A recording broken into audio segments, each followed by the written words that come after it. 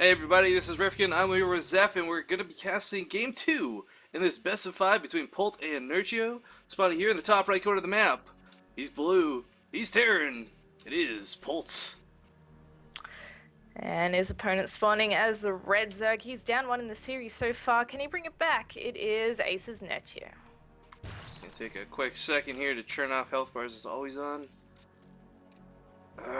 Selected is the goal, but alright, so Nerchio not doing so hot in game 1 there, Zeph.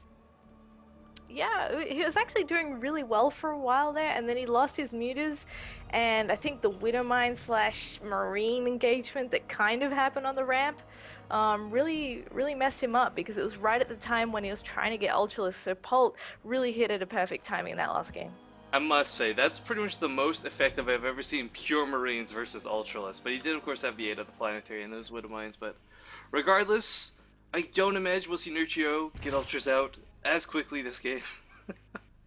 I do feel bad, though. Like, his attempts to harass in the early game, they were doing some good amount of poke. It wasn't devastating amount of damage. I mean, 20 workers picked off for, 13 minutes in. Not a big deal, but it does hurt. But nonetheless, Polt, just a macro machine. So many barracks, so many Marines, constant reproduction. This guy's a beast. Yeah, he is super solid TVZ. One of the players I always look out for in tournaments when he has to hit a Zerg, because he just plays the matchup so well. He has such a good understanding of it as well. So I really expect big things from Polt, but that's not to count out Nerchio at all. I mean, he is such a sick player. He could very well tie it up from here, take all the wins. I don't know. I think it's going to be a close series, though, just from judging by the last game that we saw. Well, that and the caliber of players. I mean, we've got a one hand on the map. Like, we shouldn't have introduced Polt and Nerchio. We should be like, in the top right, we've got the ex-GSL super champion, Polt, and then, like, DreamHack winner, it's Nerchio. I mean, like, these guys, like, this is not something you would expect to find in a weekly cup like ZOTAC, where there's a mere 100 euros on the line. This is headlining type of, matchup. Yeah, absolutely. So hopefully they're definitely playing for the money here. 100 euros, I think you said it was. It's pretty decent prize. Yeah, winner take all. It's always, food money if nothing else for these guys. Gotta fuel that gaming addiction.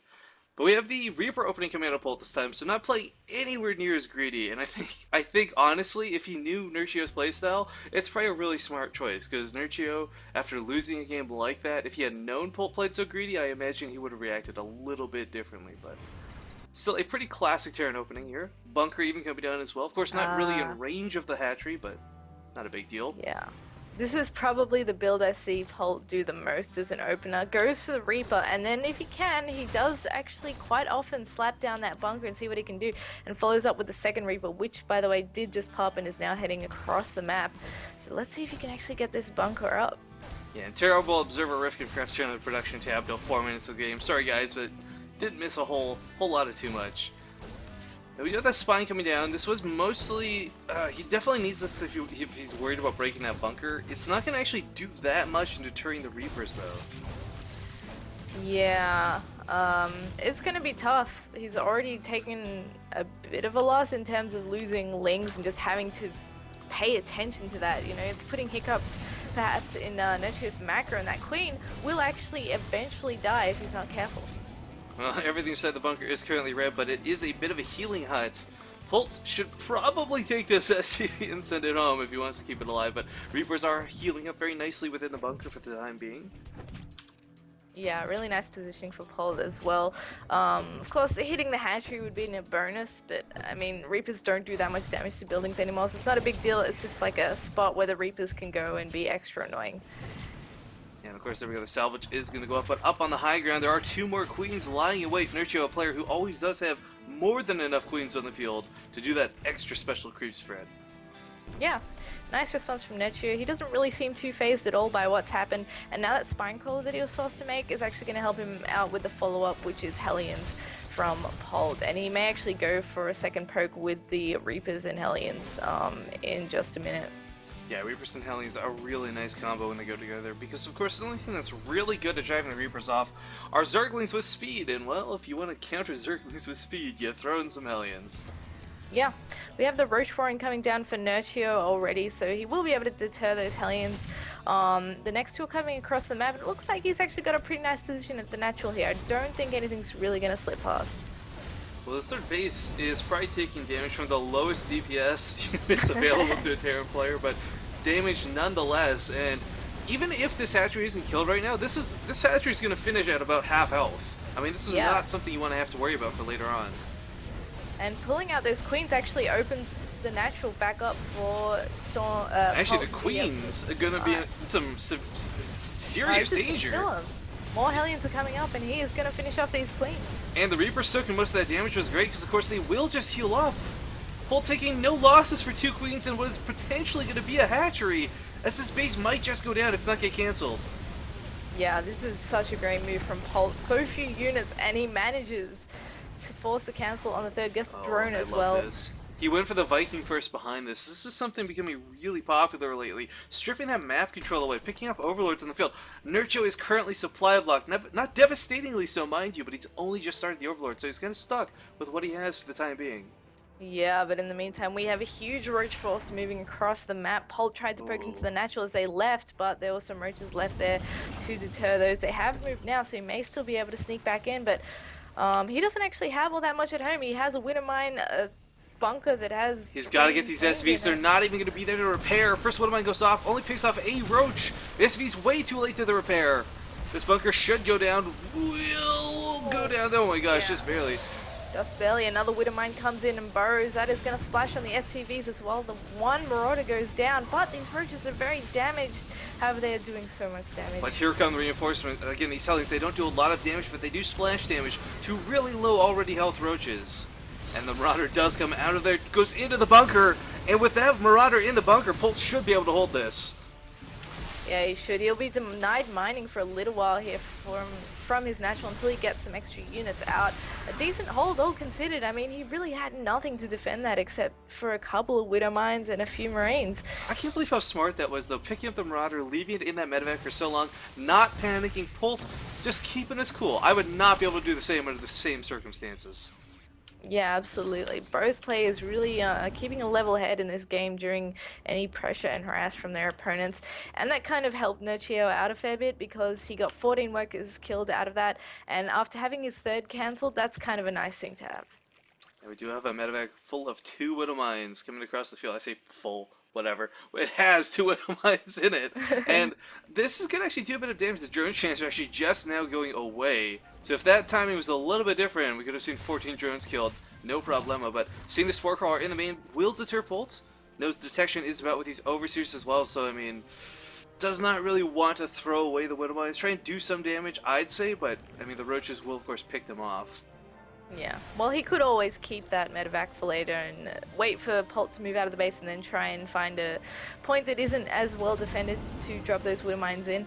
But for the time being, I mean, I think he should be pretty satisfied with his position, given what happened with all the roaches. And that Viking, by the way, 3 got kills. 3 kills on it. Yeah. Of course, let's miss the most important Overlord, the one that sees all these medevacs constantly leaving the base. Yeah, actually, that's a second Overlord. He replaced the first one that died there, so well done by Nerchio to keep vision on that ramp. Oh, it's such a critical spot in this game, but Roche is moving out, going to try and hit the third. Only a Widow Mine there, so not that scary, but pushing up here into Nerchio's own third with not many roaches to defend. Widow Mine's going down immediately, but so's the Spine Crawler.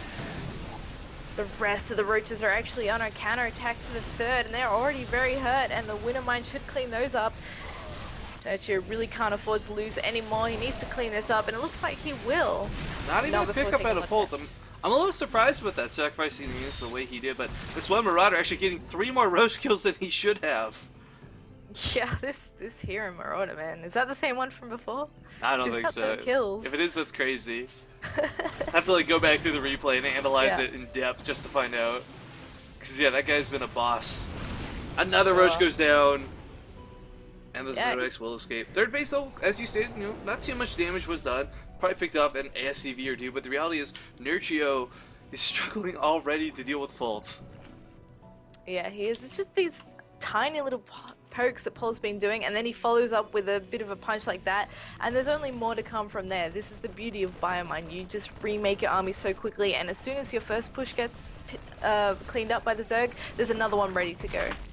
Well, we've got the range coming out first for these Hydras, but hold on, these Roaches going to push up here. Just take a little bit of pepper from that first Woodmine, but once Hydralisks get on the field, this becomes increasingly difficult to deal with.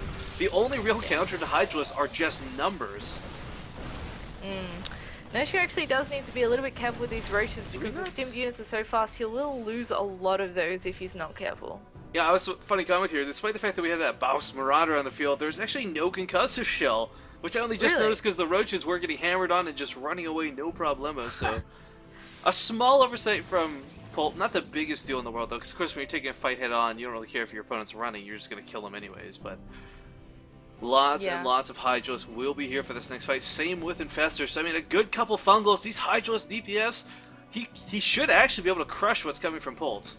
Yeah, absolutely. We've seen kind of a role reversal from the last game where Nerchio was breathing down Polt's neck the whole time. This time, Polt's really bringing the pain towards Nerchio's base consistently. If he can get a Fungal before these burrow, dot snipe off most of them, but the army blanketed in that Fungal again.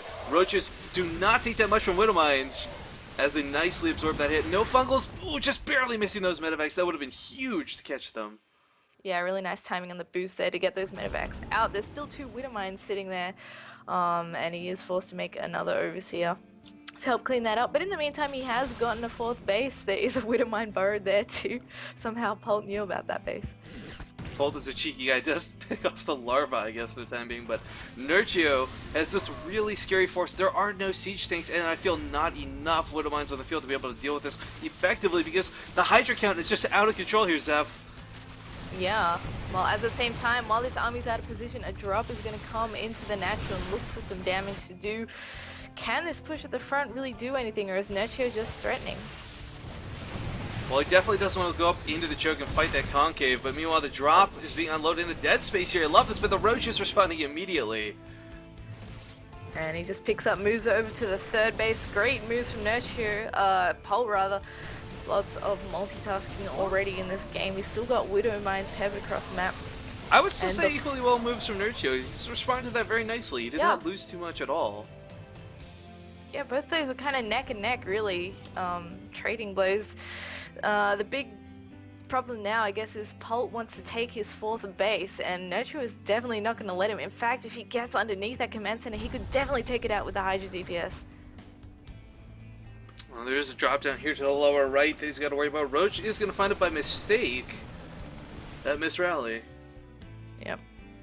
Does survive for now. But the big push takes off that one single tank that was so important to holding this composition. Pulled a little bit out of position, found between his natural and his 3rd Nerchio with a huge amount of forces. Big Fungal going off on the army there, and Hydra's just going to push forward. This is the engagement. Nerchio needs a beautiful position. He's actually cut the reinforcements in half because he is sitting right between where they will rally. Yeah, and the reinforcing Marines can't get those Medivacs. Medivacs actually being picked off trying to boost over to them, realizing how important it is he keeps these Medivacs alive. Another tank does come out, but goes down immediately. And this just really, these Hydras are just brute forcing their way into the base. A little too much damage here for Polt to deal with. Again, he just doesn't have the numbers to take this on.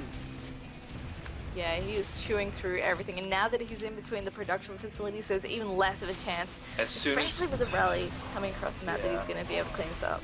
As soon as these tech labs fall, so will Polt's production, and he hopes he has to get back into this.